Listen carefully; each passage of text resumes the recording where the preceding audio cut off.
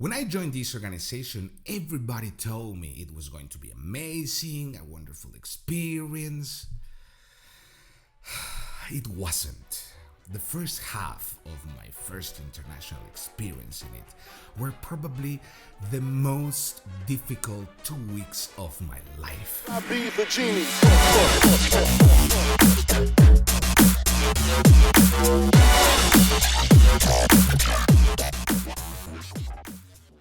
I was in Japan. I remember one night calling my trainer in Mexico, explaining her the situation.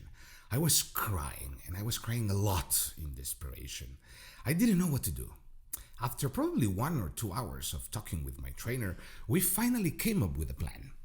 When I put the phone down, I went straight to tell the plan to the others, and by looking my face, they quickly understood I cried while I was on the phone. They knew the situation was kind of critical. Losing one of the kids would definitely change the outcome of the program. So, we gave John 3 more days. If you paid attention to what I said, by this point you may have some questions, like, why were you in Japan? Who were the others? Who the heck is John? A little disclaimer, of course his name was not John. I'm just using this name to protect his privacy. John was a Mexican boy. He was 11 years old. He was part of the Mexican delegation, and I was the leader of it, meaning I was a 21 years old adult responsible for the physical and psychological well-being of my delegation during our 28-day stay in Japan. We were participating in a program called Village. In 1950, right after the Second World War, an American psychologist named Doris Allen founded CISV, Children's International Summer Villages. The main goal of this volunteering organization is to educate and inspire actions for a more just and peaceful world. Dr. Allen believed children and youth were seen as the ideal starting point for peace education. In August of 2008, Japan was the hosting nation of this international village. 10 delegations from different countries were gathered for this 4 weeks program. Each delegation was composed by 1 adult leader and 4 11 years old children, 2 boys and 2 girls. The point would be to make daily activities with an educational content with children of these 10 different countries and show them, even if we come from different backgrounds, cultures, customs, etc., that we could laugh, cry, play together, and also learn from each other. This premise begs the question, like having all these delegations from all these different countries, how the hell do you organize these educational activities for 4 straight weeks for all these children? Well, you do it by planning all the activities as games. It has to be fun for them. Otherwise, why should a parent accept to send their children to other country for a summer program that would make their daughter or son unhappy? This would make no sense at all. By the time this video was published, CISV has more than 60 countries participating and organizing all of its programs. It has endured for more than 70 years. There must be a reason for it. Actually, there are plenty of them. Back to Japan and back to John. After 2 weeks of being in Japan, my beloved John wasn't behaving as he should. Basically, every day in our daily meetings, the leaders were complaining about his behavior. It arrived to the point that he was putting at risk all the work done with the rest of the children. And by that time, all the leaders had accomplished so much. Believe me, it's not easy to establish a happy environment with trust, good communication, and even friendship among the people inside a CISV program. John was a problem. There were less than 2 weeks left in our experience in Japan.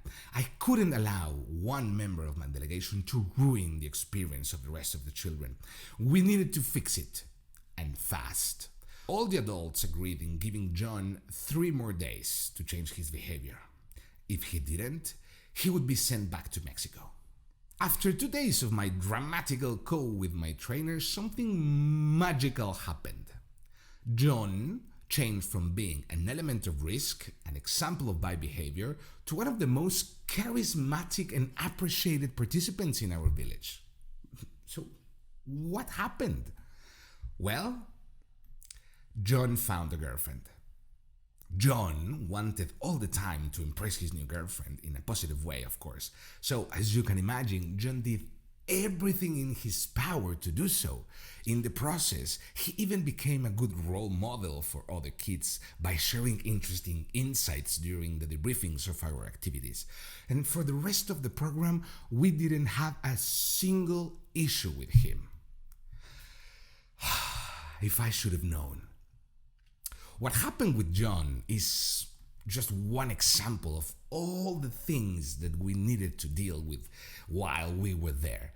When I talk about my experiences in my CISB camps to people outside of the organization, it's hard for them to understand how strong the bond among the participants really is.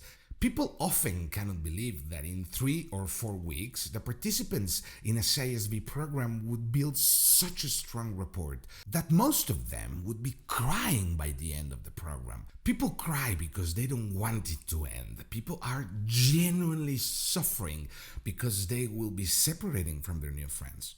A couple of months before departing to my adventure in Japan, one of our trainers told us, when you come back from your first CISB experience, 2 things can happen. 1, you arrive delivering the children to their families, having in mind that this will be an experience that you don't want to live ever again.